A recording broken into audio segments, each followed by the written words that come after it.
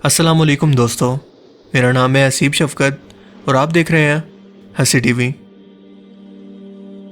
دوستو، دنیا بھر کے اندر اس وقت ایک خطرناک وائرس خوف اور دہشت کی علامت بن چکا ہے، جس کا علاج ڈھونڈنے میں اب تک ہم انسان ناکام ہیں۔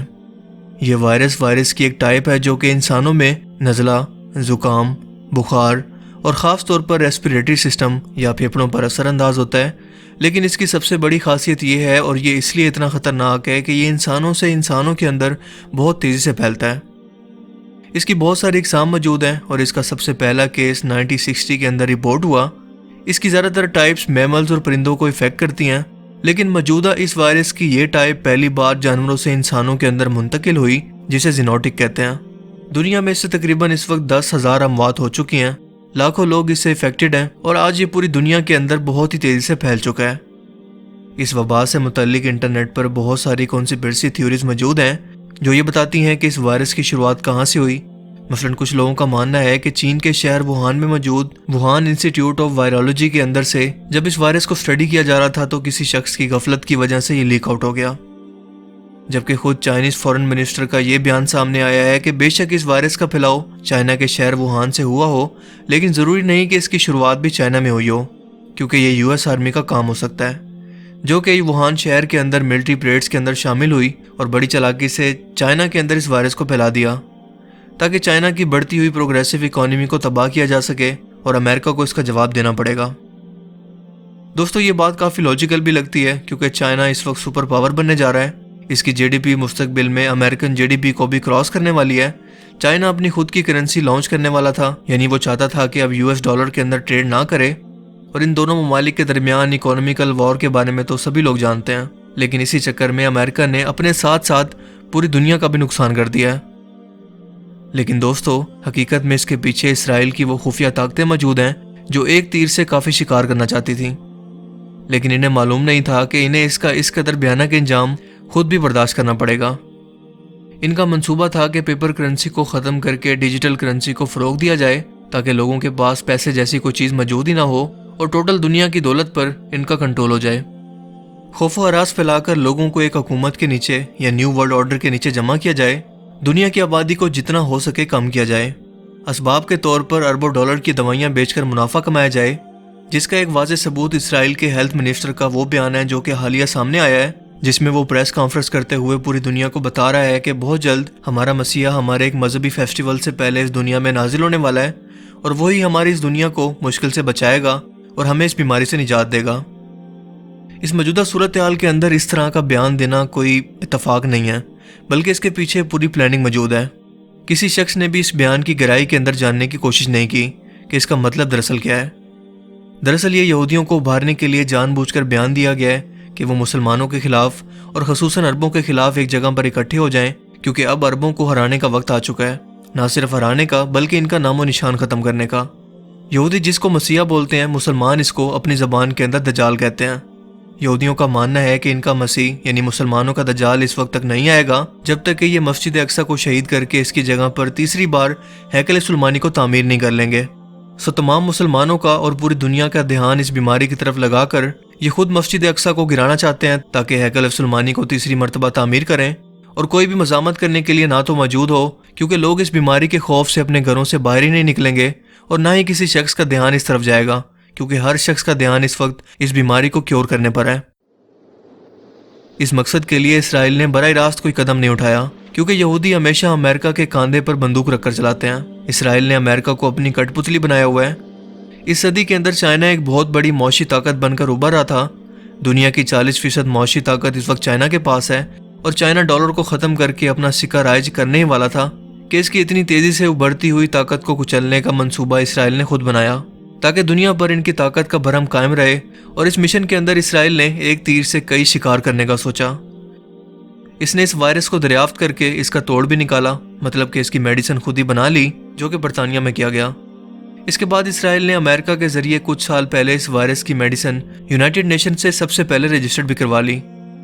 اس کے علاوہ آج سے تقریباً 20 سے 30 سال پہلے لکھی گئی کتاب کے اندر یہ واضح طور پر ذکر کیا گیا ہے کہ 2020 کے اندر چائنا کے شہر ووہان کے اندر ایک وائرس پھیلے گا۔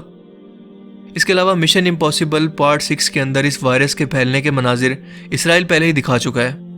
کیونکہ یہ یہودی شخص جو بھی پلاننگ کرتے ہیں وہ لانگ ٹرم پر مشتمل ہوتی ہے. جیسا کہ اسرائیل نے 20ویں صدی کے اندر عرب ممالک اور مسلمانوں کے بہت سے ممالک میں اپنی خوبصورت ترین عورتیں بھیجی تاکہ یہ بڑے بڑے عہدوں پر فائز مسلمان بادشاہوں اور حکمرانوں سے شادیاں کریں, اور ظاہر ہے کہ جو ان کی اولاد پیدا ہوگی وہ اپنے ننیال کے لیے کام کرے گی.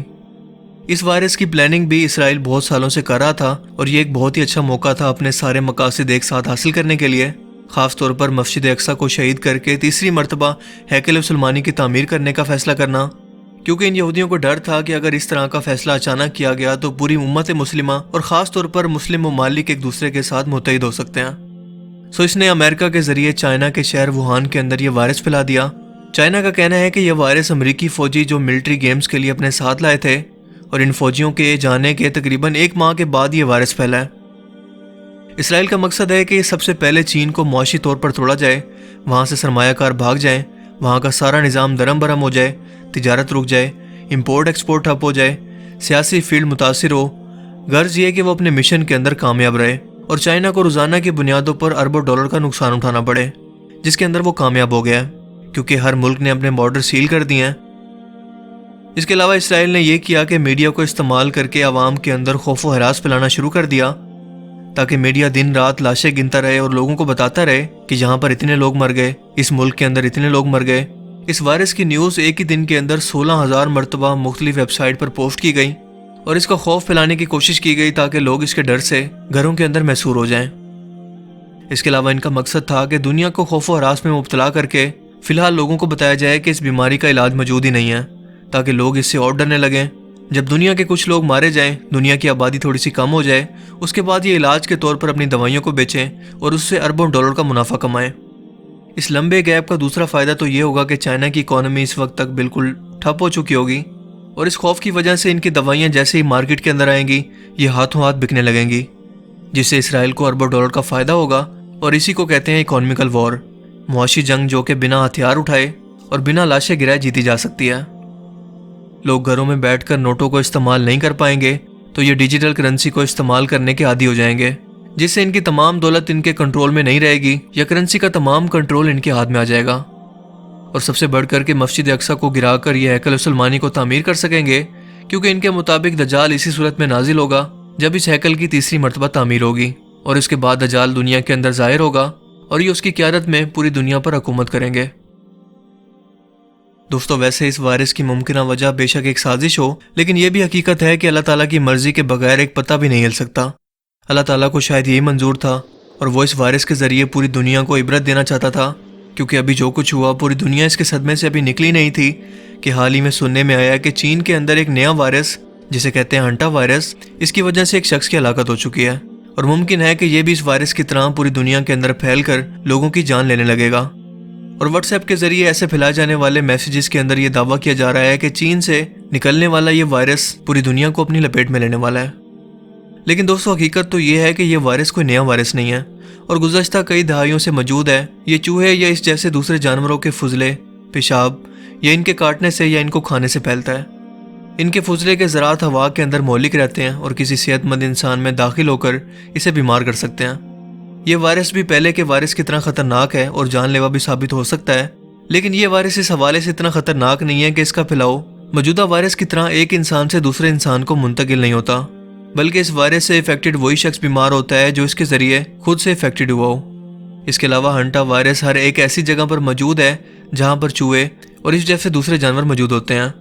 لیکن ظاہر ہے کہ موجودہ وائرس کی وجہ سے لوگوں کے اندر اس قدر خوف و ہراس ہے, اور اسی خوف کا فائدہ اٹھا کر لوگ فیک نیوز دنیا بھر کے اندر پھیلا رہے ہیں. موجودہ وائرس کے بارے میں یہ بات بالکل ٹھیک ہے کہ یہ اللہ تعالیٰ کی طرف سے آزمائش ہے, کیونکہ نبی اکرم صلی اللہ علیہ وآلہ وسلم کا فرمان ہے کہ جب کسی قوم کے اندر بے حیائی عام ہو جائے, لوگ اعلانیہ برائی کا ارتکاب کرنے لگیں, تو اللہ تعالیٰ اس قوم کے اندر ایسی بیماریوں کو پھیلاتا ہے جو ان کے آبا و اجداد کے زمانے میں موجود ہی نہیں تھی. یہ اللہ تعالیٰ کی طرف سے ایک ناراضگی ہی تو ہے کہ ایک چھوٹی سی نہ نظر آنے والی بیماری نے پوری دنیا کو گھروں میں بیٹھنے پر مجبور کر دیا ہے. اپنے اور اپنے پیارے محبوب کے دروازے مسلمانوں کے لیے بند کر دیے ہیں, کیونکہ جب بھی ظلم حد سے زیادہ بڑھتا گیا, سودی کاروبار کی عمارتیں اونچی ہوتی گئی, بے حیائی عروج پر پہنچ گئی, عورتیں میرا جسم میری مرضی کے نعرے لگاتے ہوئے سڑکوں پر نکل آئی, انسان اپنی جدید ٹیکنالوجی اور ہتھیاروں پر متکبر ہو کر فخر کرنے لگا کہ وہ کسی بھی چیز کا یا کسی بھی آزمائش کا مقابلہ کرنے کی صلاحیت رکھتا ہے, تو پھر اللہ تعالیٰ نے انسان کو اس کی اوقات یاد کروانے کے لیے ایک معمولی سی بیماری کو ان پر مسلط کر کے انسان کو آئینہ دکھایا کہ حقیقت کے اندر وہ کتنا بے بس ہے۔ جیسے قوم عاد اور قوم سمود اپنے بڑے بڑے سائز اور اپنی عمارتوں پر فخر کرنے لگے تھے کہ ہمیں تو دنیا کی کوئی بھی چیز چھو بھی نہیں سکتی، لیکن اللہ تعالیٰ نے ان پر ایسا عذاب بھیجا کہ ان کا نام و نشان مٹ گیا۔ آج اللہ تعالیٰ نے حد سے زیادہ بڑھنے پر ہم انسانوں کو بھی ریمائنڈر دیا ہے کہ وہ ذات سب کچھ دیکھ رہی ہے، ابھی بھی وقت ہے کہ اس کی طرف لوٹ آؤ۔ یہی وجہ ہے کہ آج سینما گھر بند، برائی کے اڈے بند، شراب خانے بند، نائٹ کلب بند، جوئے کے اڈے بند اور سود کے کاروبار تباہ ہونے لگے ہیں۔ کشمیر کے مسلمانوں کے لاک ڈاؤن پر جب پوری دنیا خاموش رہی تو آج وہ خود اپنے گھروں کے اندر لاک ڈاؤن کر کے بیٹھی ہے۔ چائنا میں باقاعدہ طور پر مسلمانوں کے لیے ٹارچر سیل قائم کر کے انہیں ٹارچر کیا گیا، ان کے بچوں کو غائب کر دیا گیا۔ اسی جگہ سے اس بیماری کی شروعات ہوئی۔ اٹلی میں جہاں عورتوں کے حجاب پر پابندی لگائی گئی اور یہ قانون پاس کیا گیا کہ عورتیں اپنے حجاب سے اپنے چہرے کو ڈھک نہیں سکتی، آج اس وقت وہاں کوئی بھی شخص بنا منہ کو ڈھکے چل بھی نہیں سکتا۔ وہاں لاشوں کے انبار لگ چکے ہیں اور انہی دنوں کے اندر وہاں پر زلزلہ بھی آ چکا ہے۔ دوستو، یہ سب کچھ اللہ تعالیٰ کی نعمتوں کی ناشکری اور حد سے زیادہ تجاوز کرنے کی بدولت ہوا ہے۔ آج مارکیٹ سے سینیٹائزر غائب ہونے کی بجائے ہونا تو یہ چاہیے تھا کہ قرآن کریم شارٹ ہو جاتے، لوگ اتنا زیادہ اللہ کے قریب ہوتے اور 5 وقت نماز پڑھ کر اللہ تعالیٰ سے دعا کرتے کہ ہم سے اس آزمائش کو ختم فرما، لیکن لوگ پھر بھی نہیں سمجھے۔ کچھ لوگ اس وبا کو لے کر عرب کے اندر موجود بادشاہت کے حصول کے لیے خراب حالات کو امام مہدی علیہ السلام کے ظہور کی نشانی سے جوڑتے نظر آ رہے ہیں، جس میں کوئی حقیقت نہیں ہے، کیونکہ امام مہدی علیہ السلام کے ظہور کی مزید بہت ساری نشانیاں بھی باقی ہیں، جن کے بارے میں اگر آپ ڈیٹیل سے جاننا چاہتے ہیں تو میں نے اس پر ایک علیحدہ سے ویڈیو بنا دی ہے، جس کا لنک آپ کو ڈسکرپشن میں مل جائے گا، آپ چاہے تو وہاں سے دیکھ سکتے ہیں۔ اس کے علاوہ کچھ لوگوں نے گھروں کی چھتوں پر یا پھر بار بار مسجدوں میں اذانیں دینا بھی شروع کر دی ہیں، جس کا ہمیں قرآن اور حدیث سے کوئی ثبوت نہیں ملتا، اور ویسے بھی اذان مخصوص ہے صرف لوگوں کو مسجد تک باجماعت نماز کی ادائیگی کے لیے بلانے کے لیے۔ اس کے علاوہ اپنی طرف سے جو بھی چیز دین کے اندر شامل کی جائے اسے بدعت کہتے ہیں۔ یاد رکھیں کہ اللہ کے رسول صلی اللہ علیہ وآلہ وسلم نے فرمایا کہ دین میں خود سے شامل کی گئی ہر چیز بدعت ہے، ہر بدعت گمراہی ہے اور ہر گمراہی جہنم میں لے جانے والی ہے۔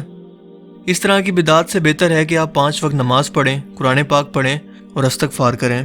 تاکہ اللہ تعالیٰ کے اور قریب ہو جائیں، اور صرف یہی ایک راستہ ہے آپ کو اس بیماری سے بچنے کا۔ اس کے علاوہ دوستو، گھروں میں رہ کر اس بیماری سے بچنے کی ہر ممکن کوشش کریں۔ یہ بیماری ویسے جان لیوا نہیں ہے۔ پاکستان میں اس وقت بھی ایسی بیماریاں ہیں جن سے مرنے کے چانسز 90% ہیں، جبکہ اس وائرس سے مرنے کے چانسز صرف 3%۔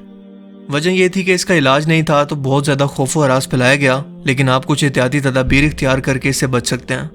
سب سے پہلے پریشانی اور خوف کو سائڈ پر رکھ دیں، کیونکہ خوف زہر سے بھی زیادہ خطرناک ہے۔ آپ چند دن محفلوں اور دوسری ہجوم والی جگہوں پر جانے سے گریز کریں۔ اگر جانا لازم بھی ہو تو گھر واپس آ کر اپنے کپڑوں کو استری کر لیں، جو کپڑے پہنے تھے ان کو تھوڑا سا گرم کر لیں۔ اگر کہیں کسی جگہ گئے ہیں تو وہاں اپنے ہاتھوں کو ہر آدھے گھنٹے بعد اچھی طرح سے دھو لیں۔ ہاتھ دھوئے بغیر منہ پر یا ناک پر انگلی ہرگز نہ لگائیں۔ اگر یہ وائرس آپ کے اندر چلا بھی جائے تو 3 دن آپ کے گلے کے اندر رہتا ہے، اور اگر آپ دن کے اندر 3 سے 4 مرتبہ گرم پانی پئیں گے تو یہ آپ کے گلے میں موجود وہیں رہتے ہوئے مر جائے گا۔ اگر آپ ٹیسٹ کرنا چاہتے ہیں کہ کہیں آپ بھی اس وائرس میں مبتلا تو نہیں ہیں، تو اس کے لیے آپ سانس کو جتنا ہو سکے اوپر کھینچ کر روک لیں، صرف 12 سیکنڈ کے لیے۔ اگر اس دوران آپ کو کھانسی آئے یا پھیپھڑوں یا پیٹ میں کسی جگہ پر درد ہونے لگے تو یہ اس وائرس کے اثرات ہو سکتے ہیں۔ اگر ایسا کچھ نہ ہو تو آپ محفوظ ہیں۔ اللہ تعالیٰ سب کو اپنی حفظ و امان میں رکھے، ان یہودیوں اور نصرانیوں کی سازشوں کو بے نقاب کرے اور بہت جلد دنیا میں انہیں عبرت کا نشان بنائے۔ اللہ تعالیٰ ہمیں عمل کرنے کی توفیق عطا فرمائے، آمین۔ مجھے امید ہے کہ آج کی اس ویڈیو سے آپ کو کچھ نیا جاننے کو ملا ہوگا اور یہ ویڈیو آپ کو پسند آیا ہوگا۔ اگر یہ ویڈیو آپ کو اچھا لگا تو اسے لائک کیجئے، اور مزید اس طرح کے انفارمیٹیو ویڈیوز کے لیے اس چینل کو ضرور سبسکرائب کریں۔ اب میں ملوں گا آپ سے ایک نئی انٹرسٹنگ ویڈیو میں، تب تک کے لیے اپنا بہت سا خیال رکھیے گا۔ Thanks for watching this video. اللہ حافظ۔